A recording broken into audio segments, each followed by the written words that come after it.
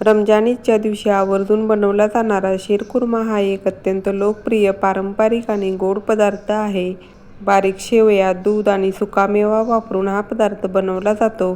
तर आज मी तुम्हाला शीरखुर्मा बनवण्याची परफेक्ट पद्धत सांगणार आहे.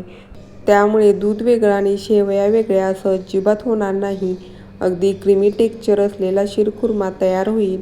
व्हिडिओ नक्की शेवटपर्यंत पहा आणि आवडल्यास लाईक करा आणि चॅनेलला सबस्क्राईब करा. नमस्कार, सानवी हेल्दी रेसिपीमध्ये सर्वांचे मनःपूर्वक स्वागत आहे. चला तर रेसिपीला सुरुवात करूया. सर्वप्रथम इथे मी 1 लिटर दूध गरम होण्यासाठी ठेवलेलं आहे. दूध गरम होत आहे तोपर्यंत बाकीची तयारी करूया. सर्वप्रथम कढईमध्ये मी 2 चमचे साजूक तूप घेतलेलं आहे.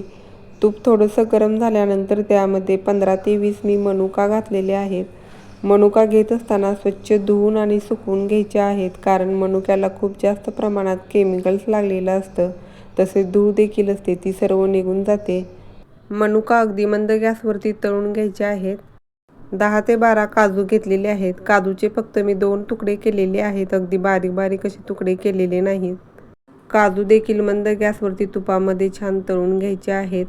जास्त डार्क कलरवरती तळायचे नाहीत, अगदी थोडा हलकासा तांबूस कलर आला की लगेचच प्लेटमध्ये काढायचे आहेत.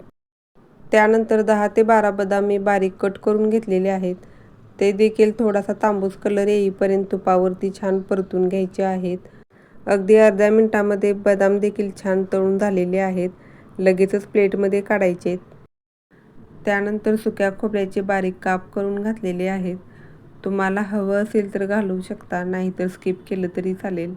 खोबऱ्याचे काप देखील मंद गॅसवरती तळून घ्यायचे. थोडासा लालसर कलर आला की लगेचच काढायचे. तसेच 1.5 चमचा चारोळी घेतलेली आहे. चारोळी देखील अगदी मंद गॅसवरती तळून घ्यायचे. शीरखुर्मा बनवत असताना चारोळी अगदी कंपल्सरी घालायची आहे, त्यामुळे शीरखुर्म्याला अगदी छान अशी चव येते. 1 वाटी शेवया घेतलेल्या आहेत. सुरुवातीला 1 लिटर दूध गरम होण्यासाठी ठेवलेलं आहे, त्यासाठी बरोबर 1 वाटी शेवया घ्यायच्या आहेत. हे अगदी योग्य प्रमाण आहे. या पद्धतीने जर शीरखुर्मा बनवला तर जास्त पातळही होत नाही आणि अगदी घट्टही होत नाही. अगदी परफेक्ट कन्सिस्टन्सी तयार होते. आता या शेवया देखील अगदी मंद गॅसवरती भाजायच्या आहेत, नाहीतर लगेचच करपतात. अगदी 2 मिनिटातच तुम्ही ते पाहू शकता, थोडासा लालसर कलर आलेला आहे. आता लगेचच या एका प्लेटमध्ये काढून घ्यायच्या आहेत, नाहीतर करपण्याची शक्यता असते. अजूनही कढईमध्ये थोडंसं तूप शिल्लक राहिलेलं आहे. त्यामध्ये इथे मी 1 वाटी साखर घेतलेली होती. त्यापैकी 3 ते 4 चमचे साखर यामध्ये घातलेली आहे. आता ही साखर आपल्याला कॅरमलाइज करून घ्यायची. अगदी अर्धा मिनिट साखर हलवून घ्यायची आहे आणि पुन्हा आहे अशी एका लेवलमध्ये पसरवून ठेवायची आहे आणि या साखरेला पुन्हा हलवायचं नाही.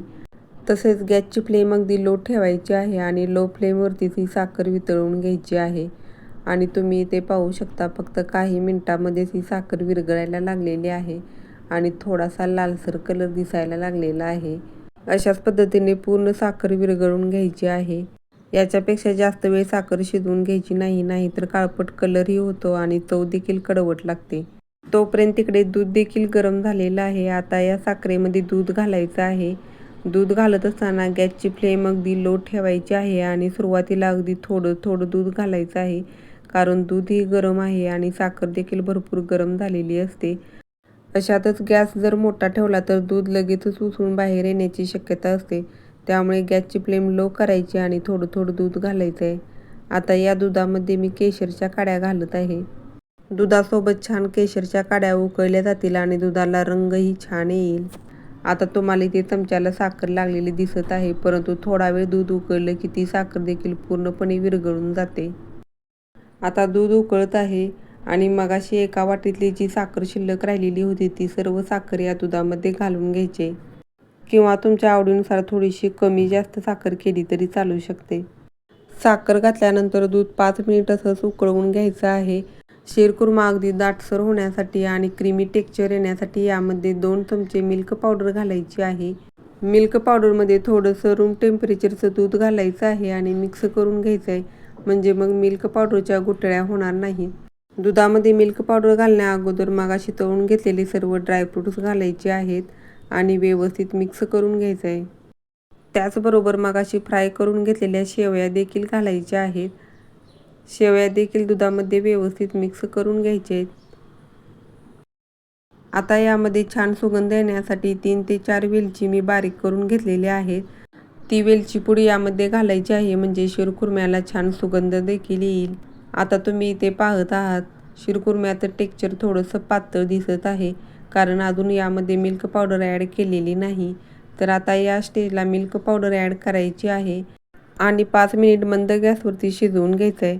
आता 3-4 पिस्ता बारीक कट करून घातलेले आहेत त्यामुळे शिरखुर्मा दिसायला छान दिसतो. कारण शिरखुर्म्यामध्ये घातलेलं सर्व साहित्य पिवळसर किंवा पांढऱ्याच कलरचं आहे. त्यामध्ये जर थोडासा पिस्ता घातला तर छान उठून दिसतो. आता शिरखुर्मा तयार झालेला आहे. तुम्हाला शिरखुर्मा थोडासा पातळ जरी वाटत असला तरी थंड झाल्यानंतर अजून थोडासा दाटसर होतो. त्यामुळे या स्टेजलाच गॅस बंद करायचा आहे. थोडासा थंड झाला की सर्व करायला घेऊया. क्रीमी टेक्स्चर असलेला दाटसर शाही शिरखुर्मा तयार आहे.